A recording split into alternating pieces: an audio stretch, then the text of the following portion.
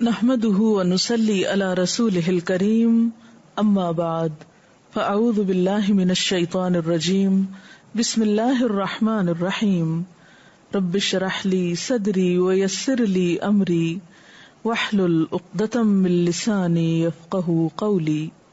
رمضان المبارک میں جہاں ایک طرف انسان اللہ کے حقوق ادا کرتا ہے، وہاں دوسری طرف انسانوں کے حقوق ادا کرنا بھی بے حد ضروری ہے۔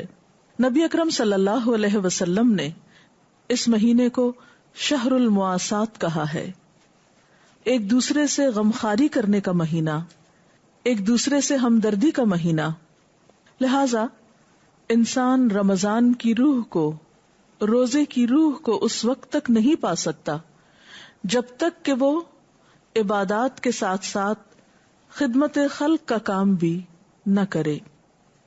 ہم سب کے لیے لازم ہے کہ اس رمضان میں ہم اپنا روزمرہ کا ایسا ٹائم ٹیبل بنائیں کہ جس میں عبادات کے علاوہ انسانوں کے حقوق ادا کرنے کے لیے بھی ایک وقت نکالا جائے۔ بہترین کام کے لیے بہترین پلاننگ ضروری ہے۔ کوئی بھی کام اسی وقت اچھے طور پہ ہو سکتا ہے جب انسان اس کام کے شروع کرنے سے پہلے اس کے بارے میں سوچ لے، اس کی تیاری کر لے۔ تو آئیے دیکھتے ہیں کہ اس مہینے میں ہم دوسروں کے کام کس طرح آ سکتے ہیں۔ تو پہلے نبی صلی اللہ علیہ وسلم کا ایک فرمان، آپ نے فرمایا المسلم اخو المسلم لا یظلمہ ولا یسلمہ، مسلمان مسلمان کا بھائی ہے، نہ وہ اس پہ ظلم کرتا ہے اور نہ وہ اس کی مدد چھوڑتا ہے۔ جو کوئی اپنے بھائی کی حاجت پوری کرنے میں لگا ہو، یعنی ایک شخص جب دوسرے کی ضرورت پوری کرتا ہے تو اللہ تعالیٰ اس کی حاجت پوری فرمانے میں لگ جاتے ہیں۔ یعنی اگر ہم دوسروں کے کام آتے ہیں تو اللہ تعالیٰ ہماری مدد فرماتے ہیں۔ اور جو کوئی کسی مسلمان کی پریشانی دور کرتا ہے، اسے کسی فکر سے آزاد کرتا ہے، اس کا کوئی دکھ دور کرتا ہے، اس کے کسی کام آتا ہے، تو اللہ تعالیٰ اس شخص کے اس عمل کی وجہ سے اسے قیامت کے دن کی کسی بڑی پریشانی سے نجات دیں گے۔ یعنی وہ دن جو ہے ہی مصیبتوں کا دن، اس دن جب کہ کوئی کسی کے کام نہ آئے گا، تو ایسا شخص اللہ کی خاص رحمت میں ہوگا جو دنیا میں لوگوں کی مشکلات آسان کرنے کے کاموں میں لگا رہتا ہے۔ پھر فرمایا جس نے کسی مسلمان کی پردہ پوشی کی، اس کا کوئی عیب ڈھانکا، اللہ تعالیٰ قیامت کے دن اس کی پردہ پوشی کر دے گا۔ لہذا ضروری ہے کہ ہم اپنے رمضان ٹائم ٹیبل میں انسانوں کے دکھ دور کرنے کے پروگرام بھی بنائیں۔ اس میں کئی ایک کام ہو سکتے ہیں، مثلا نمبر 1، محروم طبقات کا خیال رکھنا۔ اپنے ارد گرد نظر دوڑائیے، اپنے آس پاس دیکھیے، اپنے ہمسایوں میں، اپنے رشتہ داروں میں، اپنے محلے والوں میں، اپنی بستی میں، اپنے شہر میں، اپنے علاقے میں، کہ کون سے لوگ ایسے ہیں جو ضرورت مند ہیں، جو کسی دکھ، تکلیف یا مصیبت کا شکار ہے۔ پھر یہ دیکھیے کہ آپ کتنی استطاعت، کتنی ہمت اور کتنی طاقت رکھتے ہیں ان کے کام آنے کی، اور اس کے بعد تھوڑا یا زیادہ کچھ نہ کچھ حصہ ضرور ڈالیے۔ نبی صلی اللہ علیہ وسلم نے فرمایا جو شخص بیوہ عورت یا مسکین کی خبر گیری کرتا ہے، کیونکہ یہ بھی ایسے لوگوں میں سے ہیں جنہیں دوسروں کی مدد کی ضرورت رہتی ہے، تو فرمایا وہ اللہ کے راستے میں بھاگ دوڑ کرنے والے کے برابر ہے۔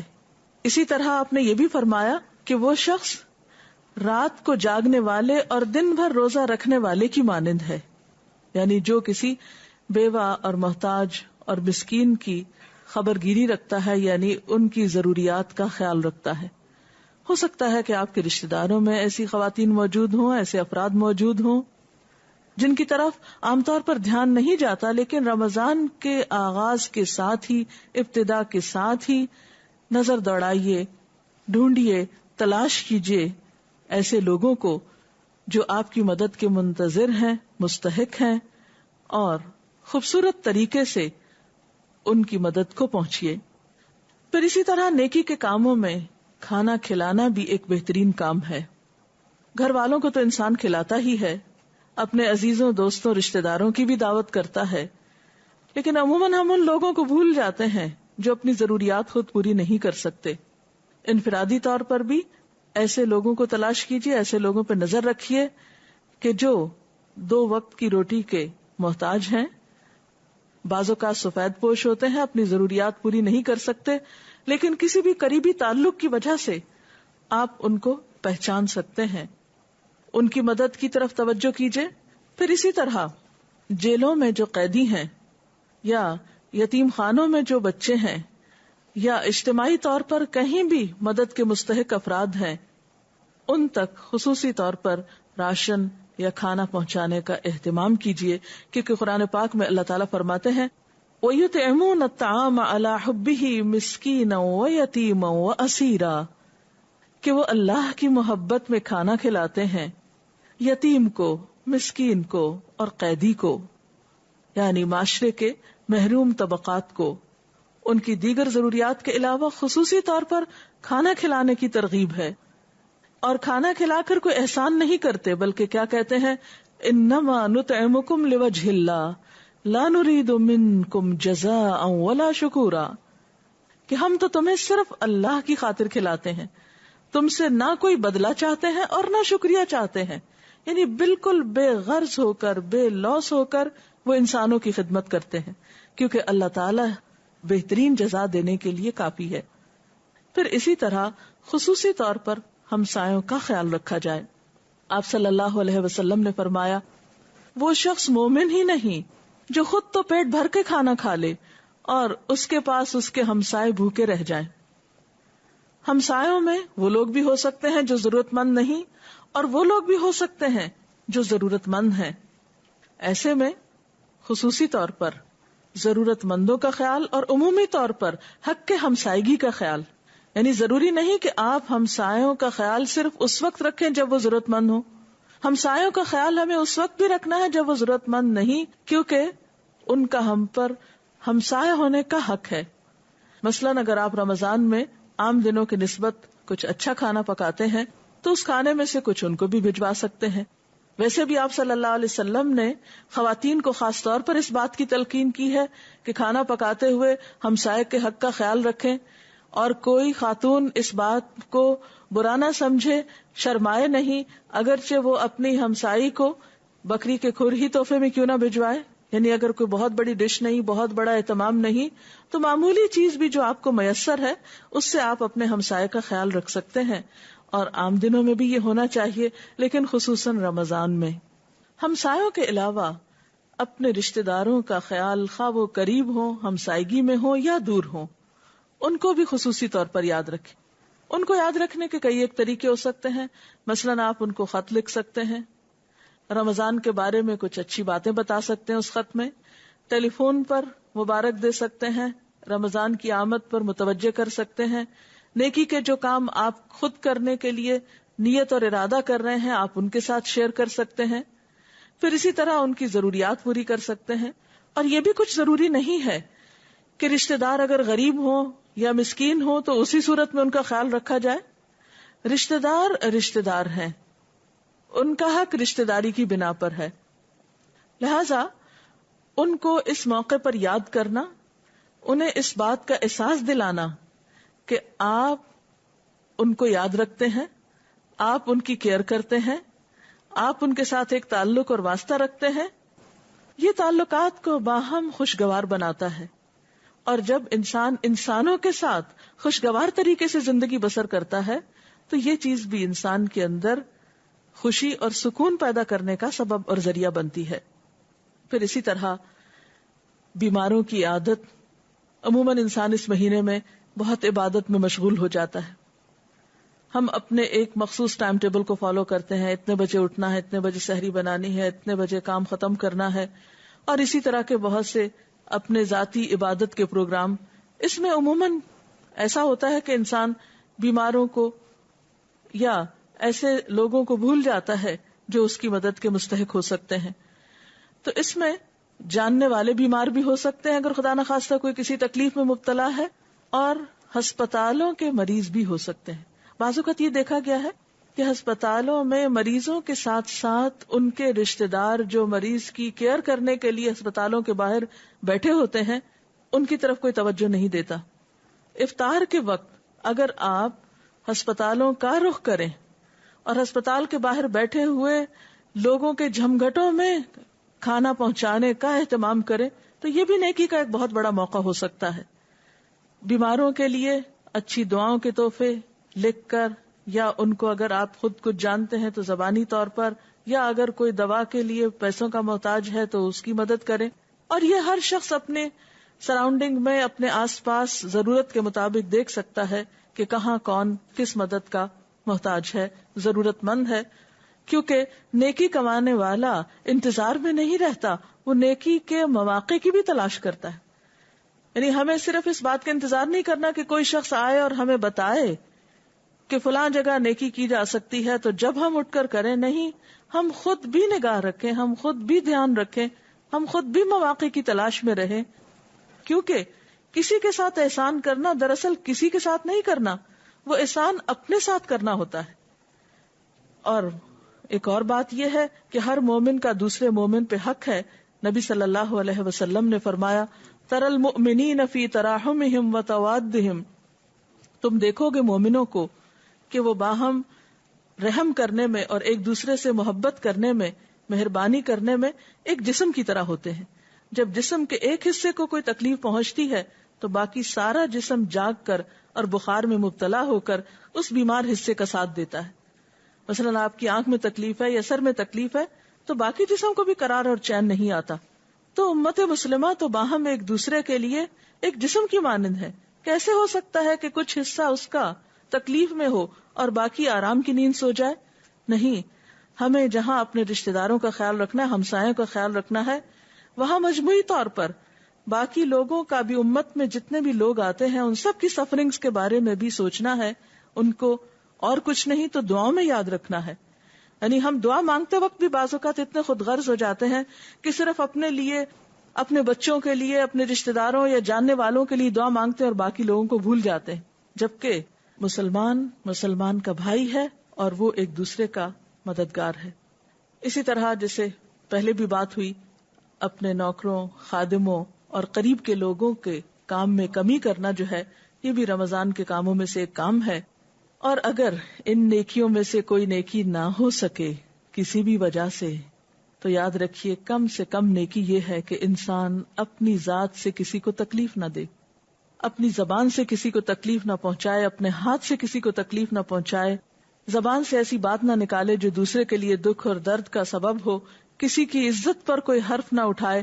نبی صلی اللہ علیہ وسلم نے فرمایا، ہر مسلمان پر دوسرے مسلمان کا خون، مال اور عزت حرام ہے. جس طرح کسی مسلمان کا خون بہانا حرام ہے، اسی طرح کسی کی عزت کو پامال کرنا، اس کے بارے میں غلط بات کرنا، وہ بھی حرام ہے اور ممنوع ہے. ان تمام چیزوں کے بارے میں بچنے کی کوشش کرنی چاہیے. اور حقیقت یہ ہے کہ روزہ صرف اس چیز کا نام نہیں ہے کہ ہم بھوکے پیاسے رہیں اور اس کے بعد جو چاہیں کریں. روزہ نام ہے اپنے آپ کو برائی سے روکنے کا. آپ صلی اللہ علیہ وسلم نے فرمایا، کم من صائم لیس لہ من صیامہ الا الظما، کتنے ہی روزہ دار ایسے ہیں جنہیں اپنے روزوں سے سوائے بھوک پیاس کے کچھ بھی حاصل نہیں ہوتا. اس لیے روزہ رکھ کر انسان جہاں نیکی کے کاموں کی تلاش میں رہے، وہاں برائی سے بچنے کی بھی پوری کوشش کرے، کسی کو اپنی زبان اور ہاتھ سے دکھ نہ دے. اللہ تعالی ہمیں بہترین روزے رکھنے کی توفیق عطا فرمائے. اگر آپ کے ذہن میں کوئی سوال ہو اس گفتگو کے بعد تو وہ آپ کر سکتے ہیں. ڈاکٹر صاحبہ، جیسا کہ آپ نے فرمایا کہ رمضان میں روزے کی روح جو ہے وہ حقوق العباد ہے، لیکن ہم عام طور پہ یہ دیکھتے ہیں کہ اس مہینے میں لڑائی جھگڑے کی تعداد بہت زیادہ بڑھ جاتی ہے، اور اس کی بنیادی وجہ زبان کا غیر محتاط استعمال ہے. اس سے کس طرح سے بچا جا سکتا ہے؟ اصل میں روزے کا بنیادی مقصد تو انسان کے اندر تقویٰ پیدا کرنا ہے، خدا کا خوف پیدا کرنا ہے. انسان کو اس لیے کھانے پینے سے روکا جاتا ہے تاکہ بھوک کا احساس اس کے اندر دوسرے احساسات کو بھی جگانے کا ذریعہ بنے. لہذا اس بات کا خیال رکھا جائے اور ایک دوسرے کو تلقین کی جائے کیونکہ بعض اوقات ہم برائی دیکھتے ہیں لیکن دوسرے کو روکتے نہیں ہیں. ایک شخص بھول سکتا ہے کہ اسے یہ غلط کام نہیں کرنا، تو جو دیکھنے والا ہے اس کا بھی فرض بنتا ہے کہ وہ اس کو یاد دہانی کرا کے اس غلط کام سے روکے. نبی صلی اللہ علیہ وسلم نے فرمایا کہ جب تو روزہ رکھے تو تیری آنکھ، تیرے کان کا بھی روزہ ہونا چاہیے، تیری زبان پر بھی کنٹرول ہونا چاہیے، جھوٹ اور حرام چیزوں سے بچنا چاہیے، پڑوسی کو تکلیف نہیں دینی چاہیے، تجھ پر وقار اور اطمینان اس طرح ہونا چاہیے کہ تو اپنے روزے کے دن کو اور دوسرے دنوں کو برابر نہ کر. یعنی روزے میں بطور خاص ان چیزوں کا اہتمام ضروری ہے.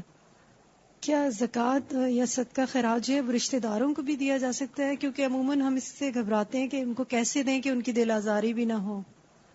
اب دیکھیے کہ ضرورت مند رشتہ دار کو زکوٰۃ دی جا سکتی ہے اگر وہ زکوٰۃ کے مستحقین میں سے ہے، لیکن دینے کے انداز میں ایسی خوبصورتی ہونی چاہیے، اتنی اپنائیت ہونی چاہیے کہ لینے والا محسوس نہ کرے. اور یہ ایک حقیقت ہے کہ اپنے رشتہ دار سے ایسی کسی بھی چیز کو وصول کرنا ایک مشکل عمل ہے، لیکن اس کا اہتمام دینے والے کو کرنا چاہیے کہ وہ اسے دوسرے کے لیے آسان کر دے اور محسوس نہ ہونے دے. جی آپ. تو صاحبہ جس طرح آپ نے بہت سے نیکی کے کام بتائے، لیکن اکثر ایسا ہوتا ہے کہ آپ سارے نہیں کر پاتے، تو حقوق کی ادائیگی میں پہلے کس کا حق دینا ضروری ہے؟ جو قریب تر ہو. مثلا ایک شخص آپ کے قریب تڑپ رہا ہے تو اسے چھوڑ کر آپ دور والے کا حق ادا کرنے کے لیے نہیں جائیں گے، اور ہو سکتا ہے باہر بھی ایک شخص ضرورت مند ہو اور اندر بھی ہو، تو پہلے آپ قریب والے کا حق پہچانیں. جی سوال یہ ہے کہ ہمسائے میں کیا غیر مسلم بھی حسن سلوک کے مستحق ہیں؟ جی ہاں، ہمسائے میں سب ہمسائے آتے ہیں، خواہ کوئی مسلمان ہو یا نہ ہو، رشتہ دار ہو یا نہ ہو. حقیقت یہ ہے کہ الخلق عیال اللہ، یہ ساری مخلوق اللہ کا کنبہ ہے، اور اللہ تعالیٰ کے قریب وہ شخص ہے جو سب سے زیادہ اس کنبے کا خیال کرنے والا ہے. چونکہ سارے ہی اللہ کے مخلوق ہیں، اور یہ کام ہمارا نہیں کہ ہم لوگوں میں تفریق کریں، یہ تو خالق کا اپنا کام ہے کہ وہ اپنی مخلوق کو کس نظر سے دیکھے. ہمیں ججمنٹل نہیں ہونا. یوم الدین تو آخرت کے روز کا نام ہے، جزا سزا تو اس کے ہاتھ میں ہے، اور معلوم نہیں کس کو کب ہدایت ہو جائے. ہمارا کام یہ ہے کہ ہم بلا کسی تفریق ہر انسان کی مدد کے لیے تیار رہیں. ڈاکٹر صاحب، ہمارے ہاں جو لفظ صدقہ ہے اس کو ایک ذرا اس فارم میں لیا جاتا ہے کہ جیسے کہ بہت ہی کوئی ضرورت مند، تو جیسے آپ نے فرمایا کہ رشتہ داروں کو کھانا کھلاؤ، تو کیا یہ کھانا کھلانا بھی صدقہ بے شمار ہوگا اور یہ ایک پازیٹیو معنوں میں ہے؟ جی ہاں، اسلام میں صدقے کا تصور کیا ہے؟ آپ صلی اللہ علیہ وسلم نے فرمایا کل معروف ان صدقہ، ہر نیکی کا کام صدقہ ہے. اور صدقہ کا لفظ جو ہے صاد دال قاف سے ہے، صدق سچائی اسی سے ہے. یعنی انسان خالصتاً اللہ کی رضا کے لیے جب کوئی اچھا کام کرتا ہے تو وہ ایک طرح سے اپنی طرف سے اپنا فرض ادا کر رہا ہوتا ہے یا اپنے ایمان کے سچا ہونے کا ثبوت دے رہا ہوتا ہے. یہ ہے دراصل صدقہ کی روح. اور اس میں پھر تمام نیکیاں آ جاتی ہیں، جن میں ایک نیکی مال خرچ کرنا بھی ہے. اس میں پھر دو قسمیں ہو جاتی ہیں، ایک فرض صدقات ہیں جس میں زکوٰۃ آتی ہے، عشر آتا ہے، کفارہ آتا ہے، نظر آتی ہے، اور ایک نفلی صدقات ہیں جس میں ہر طرح کی نیکی کا کام جو ہے وہ صدقہ شمار ہوتا ہے، جو خالصتاً آپ اللہ کی رضا کے لیے کرتے ہیں اور اس سے جزا پانے کے لیے، کسی بھی انسان پر احسان جتانے کے لیے نہیں. تو جب آپ اپنے دوستوں، رشتہ داروں، قریبی لوگوں کے ساتھ کوئی بھی بھلائی کرتے ہیں، ان کو کھانا کھلاتے ہیں، تو وہ آپ کے حق میں ایک نیکی لکھی جاتی ہے، وہ بھی ایک طرح سے صدقہ ہی شمار ہوتی ہے. وآخر دعوانا ان الحمد للہ رب العالمین. سبحانک اللہم وبحمدک، نشہد ان لا الہ الا انت، نستغفرک ونتوب الیک.